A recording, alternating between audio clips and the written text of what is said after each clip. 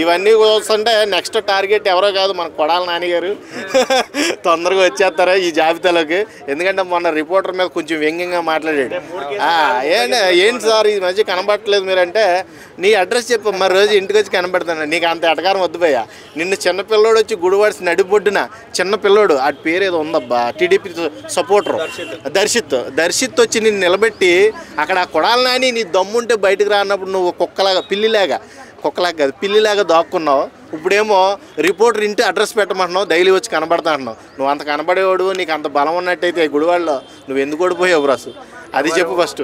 అర్థమైందా? కొడాల నానికి అంత సపోర్ట్ ఉన్నట్టయితే నువ్వు అక్కడ ఎందుకు ఓడిపోతావు? నీకు లేదు. అర్థమైందా? జనాలు కూడా హిర్త పుట్టేలా నువ్వు మాట్లాడు. పవన్ కళ్యాణ్ గారిని పచ్చి బూతులు తిట్టారు, పోసానికి ఇష్టం. ఇప్పుడు కర్మ ఎవరిని వదలదు అనుకోవచ్చా? కర్మ ఈజ్ రిటర్న్. అంటే కర్మ మనకి ఈ మధ్యనే మన హీరో కూడా ఒకటి చెప్పాడు కాబట్టి ఏదైనా సరే కర్మ ఎవరిని వదిలిపెట్టదు భయ్యా.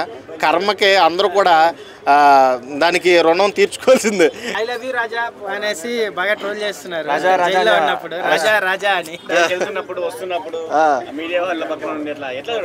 అంటే ఇది అంతా కూడా ఐ లవ్ యూ రాజా అనేది సినిమా వరకే.